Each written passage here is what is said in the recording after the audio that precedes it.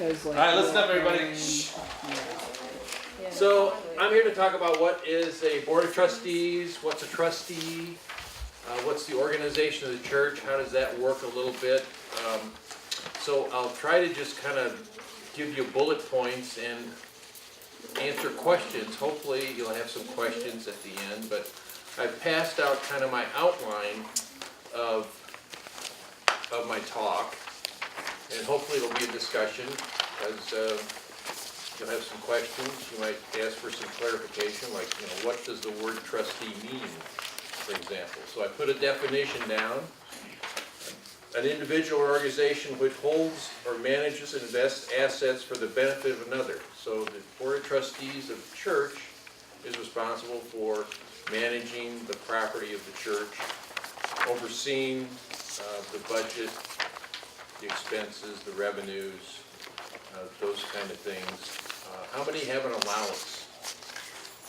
Good, good. Well, the church has to work within its allowance. It gets has a budget, and the trustees are responsible for putting together that budget. The trustee is legally obligated to make all trust-related decisions with the beneficiary's interest in mind. So that's kind of a legal term that says you're actually acting for somebody else. You're not in charge of your own opinion just solely to do whatever you wish to do, because you are responsible for somebody else's money. And so this is a great responsibility, and it's taken very seriously. So the trustees are made up of 12 individuals. 4 are elected each year for 3-year terms. So 4 times 3 is 12. Plus there's a youth member. Somebody that comes in, usually junior, senior in high school, that is on the board for a year. So we have 13 trustees, plus we have ex officio members, the moderators, the senior assistant minister, the treasurer, the director of administration. So these people also sit on the trustees. Plus, the trustees is a public board for any member of the church to attend. It's not a private meeting, so any member of the church can come to the monthly meeting. And I think the board of trustees is the one board that's required to meet every month. We just can't skip our responsibilities. And what do we do at a meeting?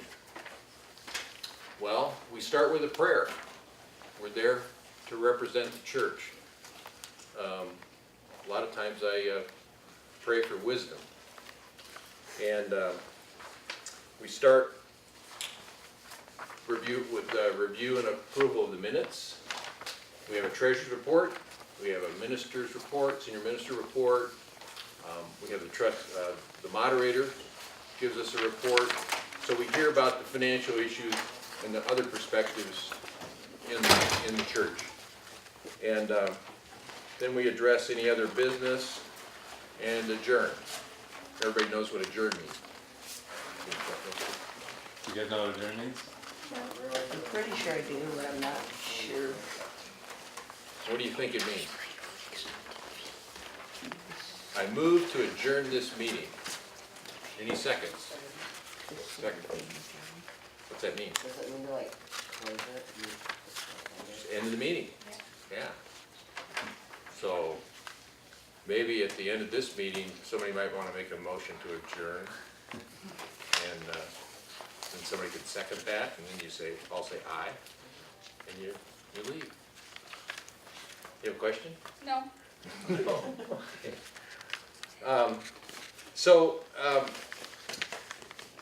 I listed a bunch of things that I thought were important to do and know when working in groups, because I thought, this is one thing I've learned in my work with the trustees. It's probably the 3rd time I've been on the trustees in 40 years at the church, 40 plus years. So I've learned a lot of things, but mainly simple things like communicating with respect. no yelling in the meetings. We listen to others carefully. We always try to have a plan, and we try to work within the plan. We try to follow that plan. And we try to stay out of the weeds. Does anybody know what that means?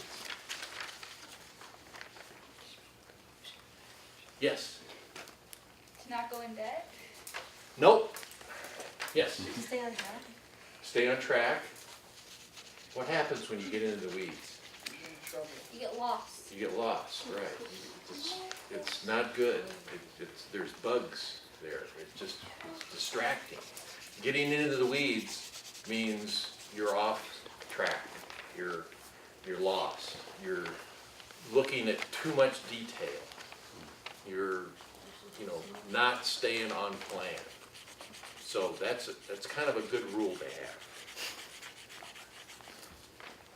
And we're there to represent the whole church, the whole congregation. It's difficult to have that perspective.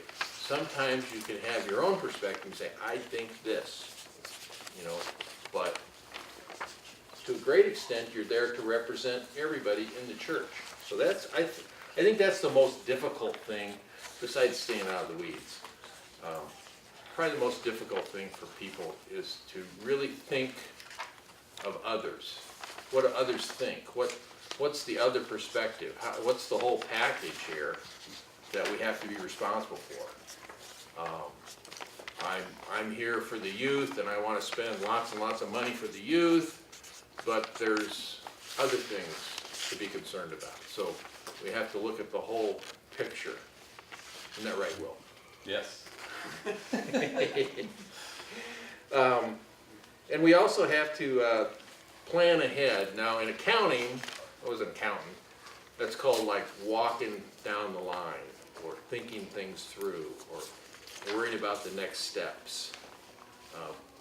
Planning is important, because you can always just do things for today, or this week, or this month, but then you run out of money. Christmas is coming, and you're gonna need some money for gifts, or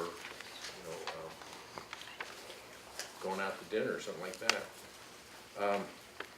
I think I've learned that we need to stay organized. I did pass around our kind of a little calendar, nice colorful little calendar.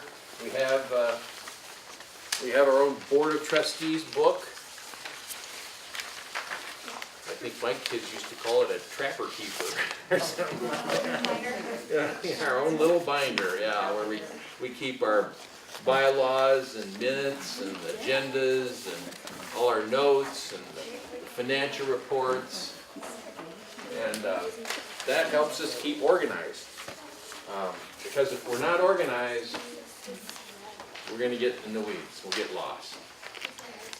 And we want everybody to get prepared and stay organized. So we have a book for everybody, and they try to bring their book to the meeting, and we try to stay on topic and follow our agenda. We also want people in our meetings, in our groups, to ask questions. We just don't throw stuff out and say, there it is, next topic, there it is, next topic. We want people to understand stuff. We want them to think for themselves. And we try to stay away from groupthink. Now, how many people know what groupthink is? Group thing? Groupthink. Think as a group. You think all together the same. That's right. It kind of gives it away when it says groupthink, doesn't it? But You have to have like a fancy word for it. Like, I have no idea, but like a fancy word or something. yeah, that's true. Let me think of a fancy word for groupthink. It'd probably be like, yeah, just not thinking independently. Think tank. Yeah, What'd you say? A think tank. think tank with leaks. Wait, because it has to be other people, so it can't be one person. But Each that's why person everybody has can their say, own. That's But why. everyone's in a That's the different- meaning of Ethington. Well, like the bad example, you know, is when like there's a mob or something or like violence and everybody jumps in and they just like everybody goes together with the club and they get carried away and they don't think for themselves what's going on. Have you guys seen that like on TV or something? Oh, that's like groupthink. People aren't thinking for themselves. They got caught up in it. They get swept up in emotion, get swept up in wanting to be with the crowd. And School. Everyone's why everybody gets up together. yeah. Another thing we try to do is look outside our organization for improvements. In other words, not just trying to think of everything ourselves, but we look at how other people do things in their boards, in their churches, in their organizations.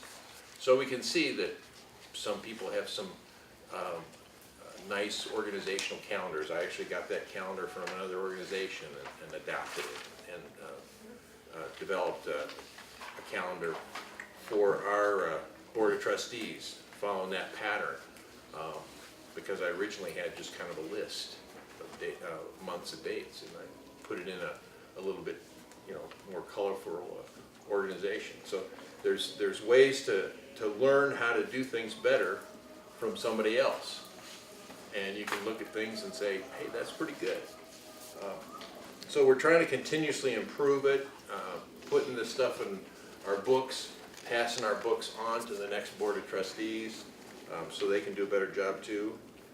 And then in our meetings, we always try to have fun and definitely have some chocolate and popcorn. So I did pass around some, I do have some chocolate to pass around. Yes. So questions?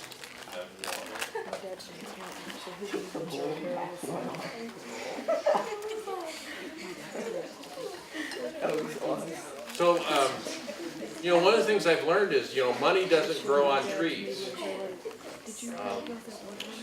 Imagine that. We have to ask people in the church for money, so we do stewardship. The Board of Trustees is responsible for the stewardship campaign. Your parents are asked to support the church to the extent they can, and that's how we get our money. And so that's what pays for the lights and the heat and maintenance of the church. I've really learned how getting people to pitch in together Pay attention. is probably the most rewarding thing. You can't get things done yourself. You can't show up and just say, here it is, here's what we're doing. You have to get people to contribute. So this chocolate's a little distracting now. Imagine that. Maybe we'll do another one at the end, if you're good. Well, another thing I've learned is listening to criticism is important. When somebody says, well, I don't think this is right, it's very important for people to listen carefully to that, because most people don't. They push it off. They don't want to listen to criticism. They don't want to be told, no, I can't do that, I don't want to do this. And listening to criticism really can make you better. It can really make your organization, your board, your church better. So we try to listen carefully in meetings, and people speak up and say, yeah, what about this? Or what's going to happen with that? That's when things can really be improved. Otherwise, you're just marching along doing the same things all the time. So that's pretty much the crux of my comments and my explanation of the board. So on the spreadsheet, it looks like you're divided into 3 categories. Stewardship, trustees, and properties, is that right? Right. So that's all under, that's just how you organize yourselves. Right, we have a property subcommittee, well, we do have a budget subcommittee, we have a stewardship subcommittee, and these subcommittees have responsibilities for putting together the plans in their areas. Probably the most challenging one, the most difficult one is stewardship. And can you say more about what stewardship means, or what stewardship is? Stewardship means, actually, the responsibility of the group to support the church and to manage and develop the assets and property of the church.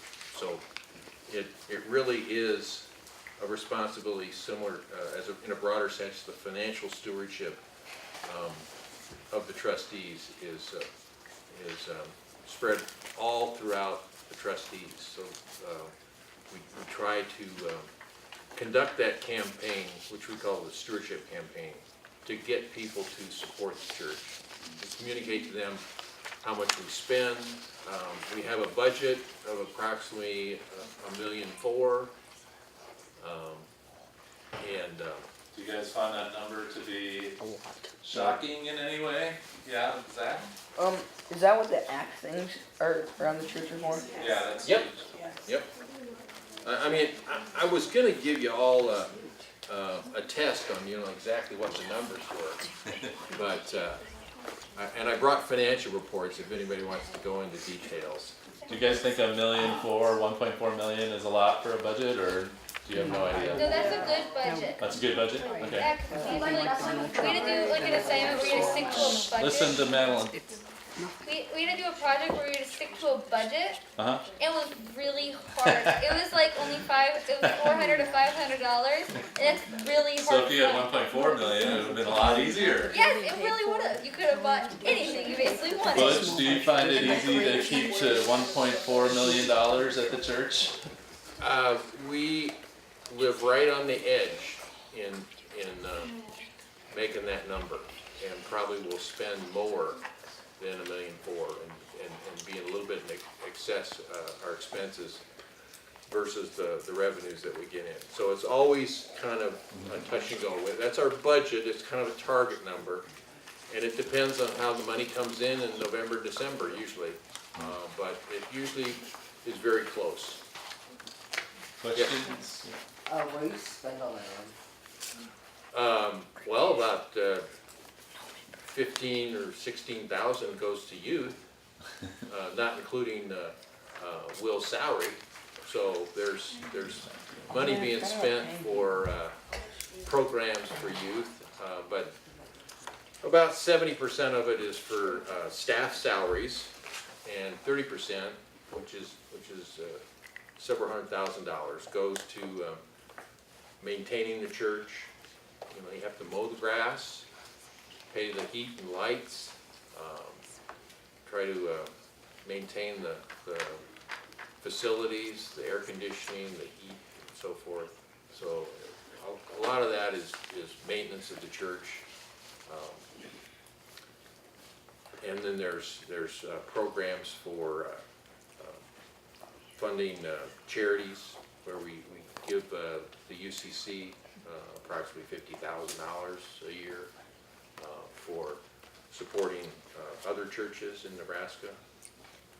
So there's all kinds of little expenditures, and once you add them all up, it's about $1.4 million. Yeah. So you said that like you helped with the 1.4 million.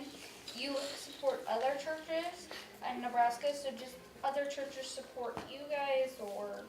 Well, it goes into a general fund for the UCC in Nebraska, and some of it goes to Cleveland for a national organization, but there are smaller churches around Nebraska that might get several $100s from the donations that we give to the UCC. So the conference, our denomination conference is supportive of smaller churches around the state because they don't have the revenue coming in to match the expenses that they need. So their small contribution comes from larger churches like Countryside. And then the denomination can take all the money that's donated by various churches, and they can do really cool things with it, because it's a lot of money. You know, our 50,000 combines with other churches' 50,000s, and pretty soon, they can support a lot of things. So they support efforts in other countries and relief efforts, as well as right now they're, of course, working on refugee issues, and they have some money to be able to send toward that. What other questions? Somebody over there, Reagan? Did you have a question? No? Anybody else? What's the most shocking thing? What's the most shocking expense at the church? What's the thing that's like the most surprising? Well, I think we had to spend $20,000 to repair our air conditioning compressors. That was a shock, but it was not unexpected. We started, when I got on the Board of Trustees, we started a maintenance program to develop maintenance for the church. This was 3 years ago, and we set aside some funds to do that. So it was necessary to start spending some of that money to, keep the church cool in the summer. So that was probably the biggest surprise. Yes? So do you guys get $1.4 million each year, each month, or like? Each year. Every day. Well, you never know. We wish we got it every week, month. like- No, it's every year, and we have to go through this operating stewardship campaign every year, because churches are like the zoo, or they're like another charity like the Humane Society that gets their revenue from gifts that people give. So you notice when you go into church, you don't pay for a ticket like at the movie. You just walk in, and anybody can do that. So churches generally live off the charity, I guess you call it, or the support of their members and other friends of the church. So it's a volunteer. What percentage of the 1.4 million is donated by church people? Probably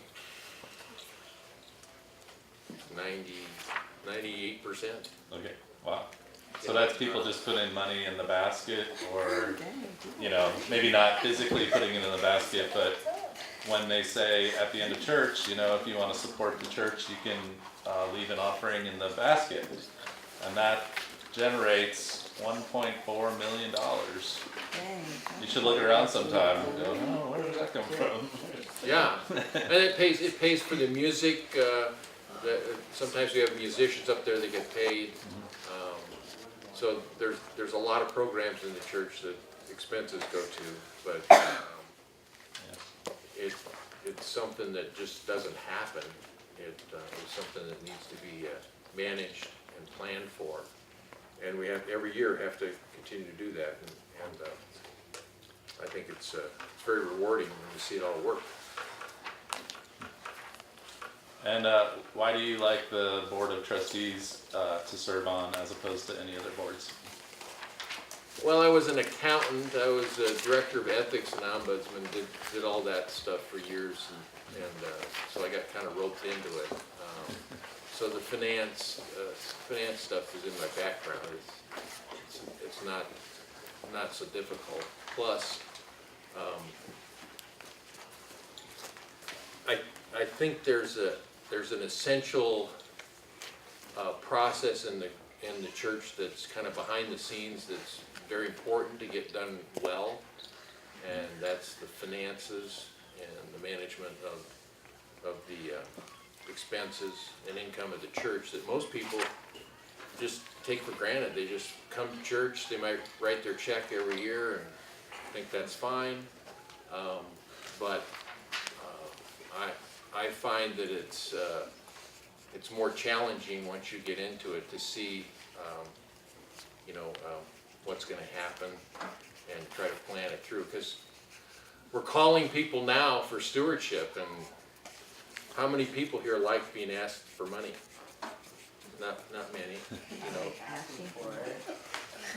Could these guys give money toward the? They could definitely give money. I would suggest that you might give at least $5 or $10 a year, to Oh, support that's the church. doable. If that's doable. Is Yeah. that doable? You guys make $5 or $10 a year, No? or you get that much in allowance or anything? I don't get a lot of. My parents don't pay me to do anything. So they're just here for free, like they're just, Someday. like how many can go to a movie for free? But a lot of people wind up graduating. Hey, you guys, a lot of people wind up graduating, from college, they get a job, and then they feel like, the youth group was really helpful for them, and so they start to give back to that church that raised them. So if you don't want to give this year $10, you can give like $1,000 and Yeah. Start compounding. Start for getting $10. I mean, $100? well, how do you, and I know you're not prepared for this question, but how do you feel about the new building and the costs that are going to be associated with that and the facilities issues? On camera. I'm skeptical of the financial ability of the bulk of the church to contribute significantly to that. So I'm And is that the operation or the actual building? both. Both, okay. Both. If you look at the numbers, we've got significant pledges, like maybe 16 or 18 million. People are talking about a church that might be 25 million. That leaves about a $7 million bogey. Okay, we have approximately 400 giving units. Divide 400 into, let's say, 6 million. I can't do that. Well, it's 15,000 50? per 15,000 15,000. per giving unit. So each family would have to come up with 15,000.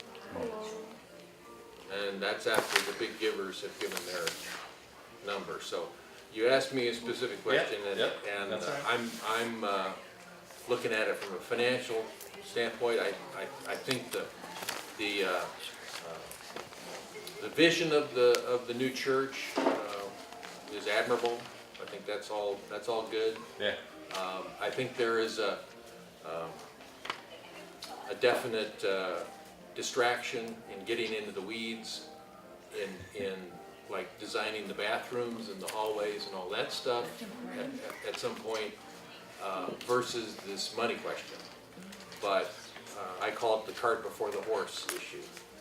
And having come from financial background, if you're going to go out and buy a car, buy a house, you figure out where the money's all coming from first, and then you get busy doing the essential work after you've got that all nailed down. But we have a little backwards, but that's my opinion. And Yeah, but it's I'm sure there's I'm sure others it's- smarter than me that have it all figured out. I'm sure it's a stress for your board to deal with. Well, we're the operating trustees. The board of trustees at this point is doing just the operating expenses. So the church relocation committee is doing the capital fund planning and the design and all that other stuff. So that's kind of come off of the church council, and they have that well organized, many volunteers working on that, and I have no doubt that the outcome is going to be magnificent. Yeah. So when we're doing a lock-in and we break stuff in the church, how does the board of trustees feel about that? Well, not good. we have to get people in to fix it, pay for that, or we get volunteers to fix stuff. That's just the way it is. So, yeah, breaking windows is not good. Whatever. Anybody else got questions for Butch? Maddie's all out of questions. You have a lot of questions? No, Maddie's all out. You're out. Okay. All right. Thank you very much. Thanks for having us.